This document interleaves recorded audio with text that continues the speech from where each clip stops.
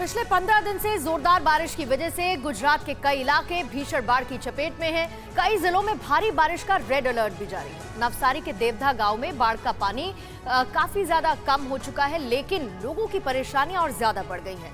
सूरत में तापी नदी का जलस्तर बढ़ने के बाद खतरे की आशंका और ज्यादा है। साथ ही भारी बारिश की वजह से नागपुर का कुराडी थर्मल पावर प्लांट ढह गया।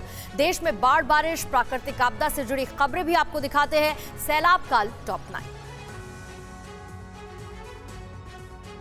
पिछले 15 दिनों से जोरदार बारिश की वजह से गुजरात के कई इलाके भीषण बाढ़ की चपेट में हैं। अहमदाबाद, सूरत, नवसारी, डांग और गिर सोमनाथ में मूसलाधार बारिश हो रही है। देवका, सरस्वती और हिरन नदियां उफान पर हैं। मौसम विभाग ने राज्य के 9 जिलों के लिए भारी बारिश का रेड अलर्ट जारी किया है। राज्य में रेस्क्यू ऑपरेशन में सेना, एनडीआरएफ और एसडीआरएफ की टीमें तैनात हैं। गुजरात में बाढ़, बारिश से जुड़ी घटनाओं में मरने वालों का आंकड़ा 90 के पार पहुँच गया है।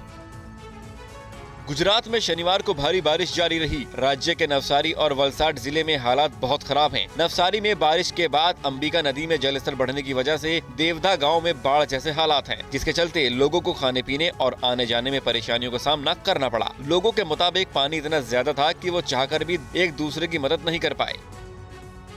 गुजरात के सूरत में लगातार भारी बारिश के बाद तापी नदी में जलस्तर बढ़ रहा है, जिससे खतरा बढ़ सकता है।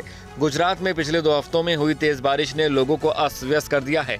मौसम विभाग के आंकड़ों के मुताबिक 2015 के बाद से राज्य में सबसे ज्यादा बारिश दर्ज की गई। बाढ़ पीड़ित क्षेत्रों के 14,000 से ज्यादा लोग अस्थायी शेल्टरों में रहने पर मजबूर हैं। गुजरात में लगातार मानसून की बारिश के बाद वापी सिलवासा नेशनल हाईवे 48 पर कई गड्ढों ने एनएचएआई के सड़क विकास के दावों की पोल खोल दी। भारी बारिश की वजह से वापी और सिलवासा के बीच 10 किलोमीटर की सड़क पर गहरे गड्ढे हो गए। हालात ये हैं कि जरा सी भी चूक होने पर गंभीर दुर्घटना हो सकती है। स्थानीय लोगों ने हालात साझा करने के लिए सोशल मीडिया का सहारा लिया। एनएचएआई अधिकारी हालात के लिए बारिश को जिम्मेदार ठहरा रहे हैं।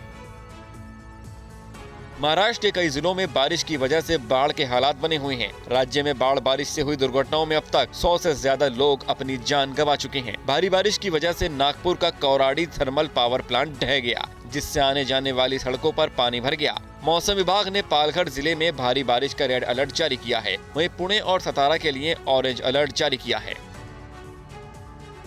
गोदावरी नदी में आई भीषण बाढ़ की वजह से आंध्र प्रदेश के कई जिलों के करीब 20 लाख लोगों का जनजीवन बुरी तरह से प्रभावित हुआ है। गोदावरी नदी खतरे के निशान के करीब बह रही है। राजा महेंद्रवरम के पास दुवालेश्वरम में सर आर्थर कॉटन बांध में जलस्तर शनिवार रात 26.60 लाख क्यूसेक के पार चला गया, जिसके बाद अभी इसके और बढ़ने की आशंका है।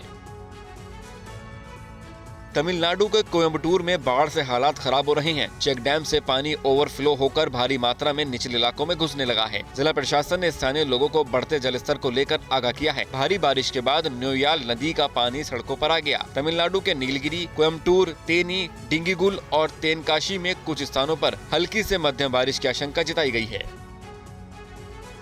कर्नाटक में बाढ़ के हालात से स्वास्थ्य व्यवस्था भी बुरी तरह प्रभावित हुई है। उत्तर कन्नड़ सरकारी अस्पताल के डायलिसिस सेंटर में बारिश का पानी घुस गया, जिससे मरीजों को दूसरी जगह शिफ्ट किया गया। हालांकि कुछ मरीज अब भी पानी के बीच रहने को मजबूर हैं। कर्नाटक के तटीय इलाकों में भारी बारिश से पहले ही तबाही हो चुकी है।